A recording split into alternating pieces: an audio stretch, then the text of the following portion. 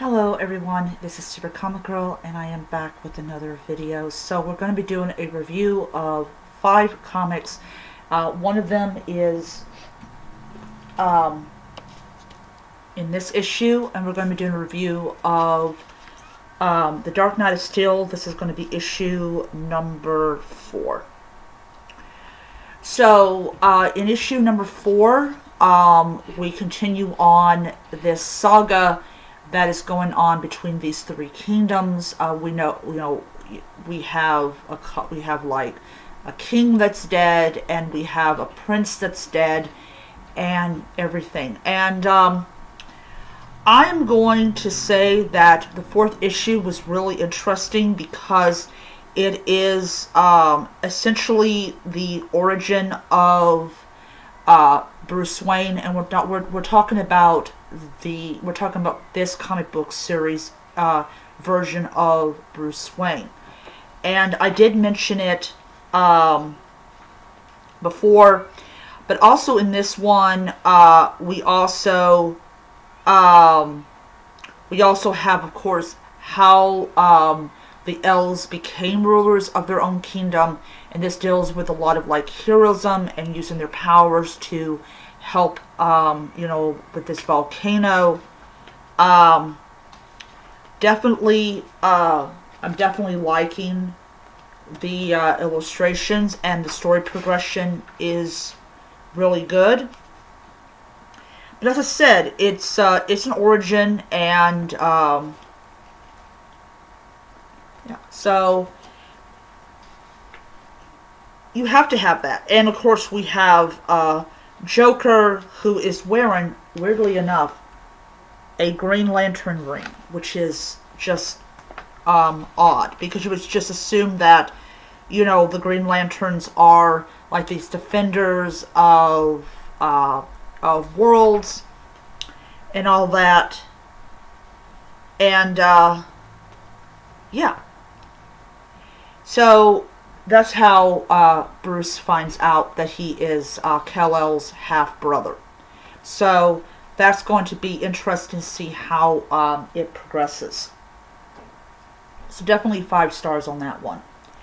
So the next one is Gambit issue number 5. And I mentioned in my comic haul video that I really do like it when series ends, because you have room for other things. This is the final issue in the Gambit series as far as I'm aware of. And they're battling this mutant known as Bonehead. And I really like how they tied everything up, and just some crazy stuff in this issue.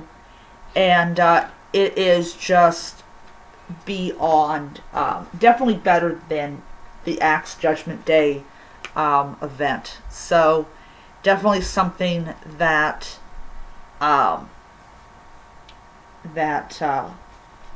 turned out to be really good. So definitely, it was a sad end to the series, but of course Gambit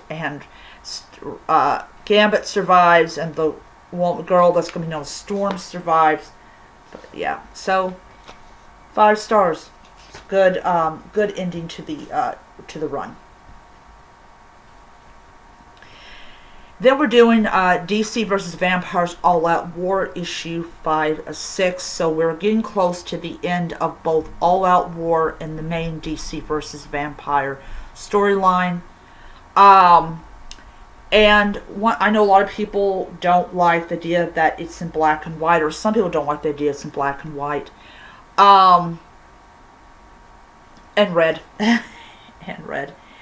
And it's just an all-out like battle between Shazam and Mary Marvel.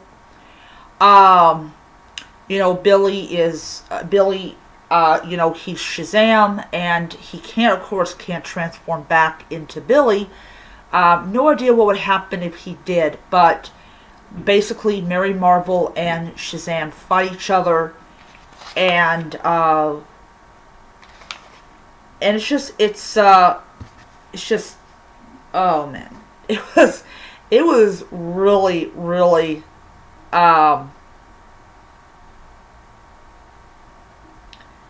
just like, what the freaking heck? And you can tell the difference between, you can tell who Mary Marvel is because of her hip bone. And they're hoping that she has survived. And of course, we finally, we see Billy. He thinks that he's in a nightmare. He has, I don't really think that he knows that he's a vampire. He just thinks he's in one big nightmare. And, yeah.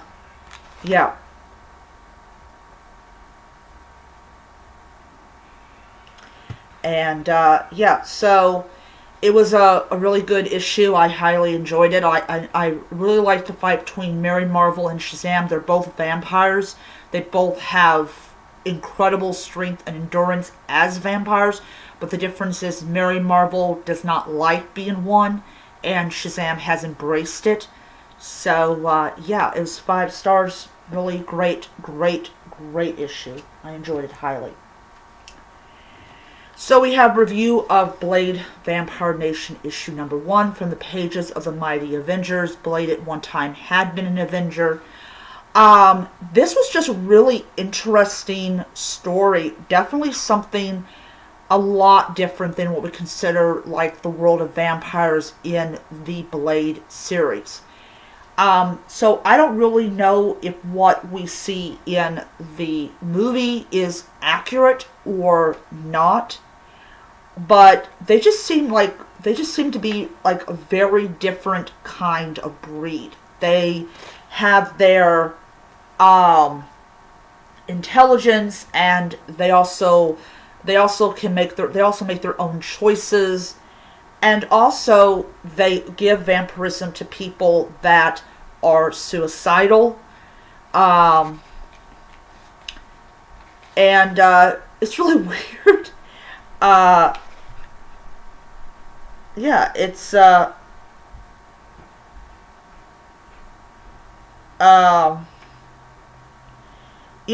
got, they also have, of course, humans working for them. There's a therapy session, which is insane. Like, you have therapy for vampires. Like, they're not exactly, yeah. And of course, he's having issues because he didn't ask to be one. I thought it was fun. I was like, maybe like, I feel more depressed leaving than when I came in. And of course, she needs therapy for some really unknown reason. It was just a fun issue, and it was a wonderful difference on like what we typically see Blade. So it was definitely worth the $5 I spent on it. So I'm gonna give it 5 stars. It's really, I know I'm not explaining it really well, but it was just a really nice like take on the whole thing about being a vampire. They have their own town, own community. They have rebuilt this radiated. Now this actually takes place in a town that was actually evacuated because of the big Chernobyl disaster. So they turned it into their own community, which I thought was an interesting thing. And then, last but not least, we have issue 9 of Batman Superman World's Finest. And David is not, while you do feel like, sorry for him and everything because he lost his parents, he also has this kind of, he doesn't know how to be a superhero because in the world he lives in, there's comic books, but there's no superheroes. And basically, he's just trying to, he's making all these mistakes. And, Superman's getting a little agitated with him and stuff. Batman, of course, is really getting agitated with him. And it's you really just feel like bad for Dave at the end of it, that despite the fact that he's saying, you know, I didn't take things seriously and I should have taken them seriously, he does blame himself for the death of his parents. Not for the destruction of that earth, because he had no hand in it, but definitely the death of his parents. But yeah, there's several people that really didn't like this issue. I did happen to like it because we really get an insight in his mind. And of course, he is a target for Joker, which we find at the end of it. I don't know. I just smell something weird. But anyways, some will give it 5 stars. Some people may not liked it, but I did happen to like it. We learn a lot more about David, and there definitely is story progression going on. So that is my video for today. I'll be back in 2 more days with another comic book reviews. So now, for people who may know what am I going to be reviewing, I'm going to be reviewing Golden Goblin issue number 1. I am also going to be reviewing Ghost Rider. I think it was issue number 8 I picked up. And I'm also going to definitely finish, I'm going to finish this volume, and I'm also going to do a review of issue number 7. So we'll be getting closer to the 8th issue that I picked up last month. So I hope you guys enjoyed the video, and until next time, nerds, read on. Bye.